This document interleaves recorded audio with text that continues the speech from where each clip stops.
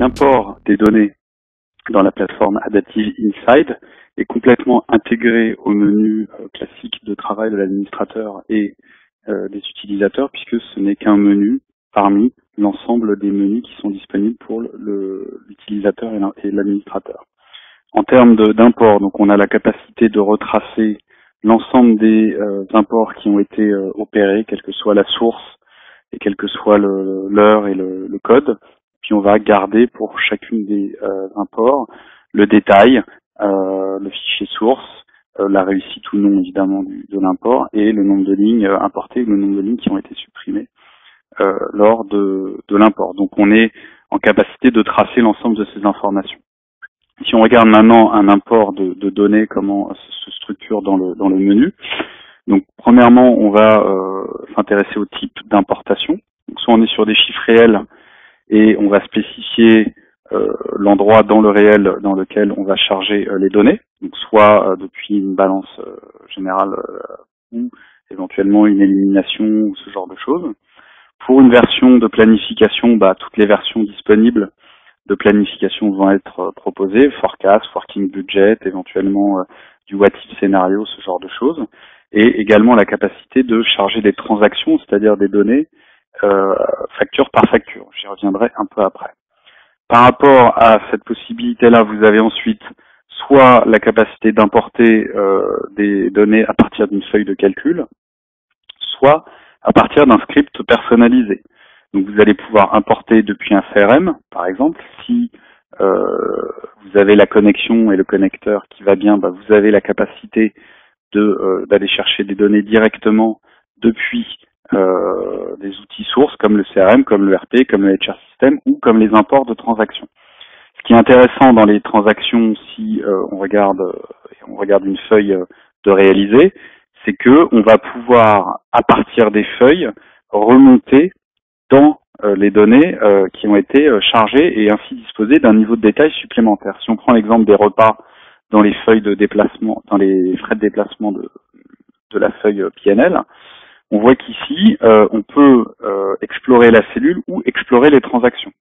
Donc si on explore les transactions, on voit que l'on a pour le mois de janvier, pour l'organisation et le compte en question, le type de transaction, le bon, et puis la date et le montant en dollars ainsi que la description. Donc on a la capacité, à partir de la feuille utilisateur, on va dire, de naviguer dans le détail des transactions. Ce qui va être vrai pour l'ensemble des mois ou l'ensemble des comptes pour lesquels on a utilisé ce niveau de détail. Si on revient sur une feuille de calcul, on va pouvoir soit importer des données tout simplement de PNL et puis donc elles vont être disponibles dans les feuilles qui font appel au compte en question. On va aussi pouvoir charger des données liées à des modèles. Donc les modèles qui sont des modèles vraiment ligne à ligne détaillés pour un certain nombre de problématiques spécifiques. Donc là on a de l'amortissement de prêt, des modèles de maintenance, de vente de produits, de drivers pour les ventes, etc. On a aussi par exemple le personnel. Donc le personnel, ce qui va être intéressant, c'est on va être en capacité de charger ligne à ligne énormément d'informations détaillées par personne. L'idée étant d'alimenter une feuille de ce type-là, feuille personnelle. Donc on retrouve ici l'ensemble des salariés avec des informations qualitatives de type titre, le niveau de rattachement, la localisation, des informations de type date et puis des informations de type financière. Ce qui veut dire que on va pouvoir précharger par exemple une interface de HR au mois de juillet pour ensuite jouer sur des hypothèses, des rajouts, des départs ou des mutations dans le cadre du budget. Mais on va pouvoir initialiser très facilement sa saisie budgétaire au travers de ce modèle-là. Ce que l'on voit, c'est qu'on a la capacité soit d'être en mode apport, soit d'être en mode remplacement. En termes de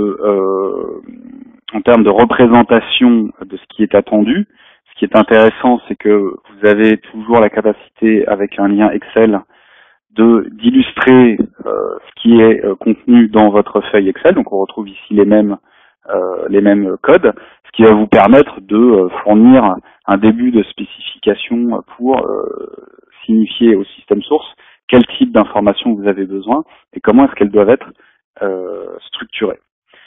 En termes d'import de données, on va aussi parler de mapping des dimensions. Donc on voit ici qu'on peut mapper des comptes, mapper des niveaux donc de l'organisation, ou mapper des valeurs de dimensions, donc des axes d'analyse.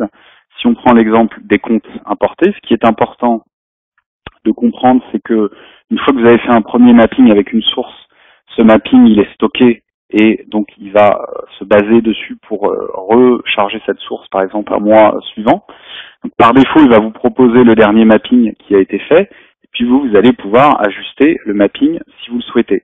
Ce qui est intéressant pour initier le mapping également, c'est qu'il va vous proposer soit de rapprocher directement les deux éléments entre la source et la cible par rapport au code, voire par rapport au nom, ou tout simplement ne pas essayer de rapprocher, et parce que c'est un mapping qui va être un peu différent. Donc, on a la capacité d'opérer du mapping, de stocker ce mapping, et ensuite de rejouer plusieurs fois une interface, un chargement de données. On a un historique de chargement de données. On peut, à partir d'Adaptive Insight, aller, si on a les connecteurs, chercher des informations directement dans des CRM, dans des systèmes de RH ou dans des systèmes comptables. Et si on a décidé d'activer l'option transaction, on est même en capacité, depuis des feuilles utilisateurs, d'accéder à ce niveau de détail. Donc, un ensemble de fonctionnalités liées à cette problématique d'intégration de données qui permet réellement de connecter votre plateforme à votre système d'information existant.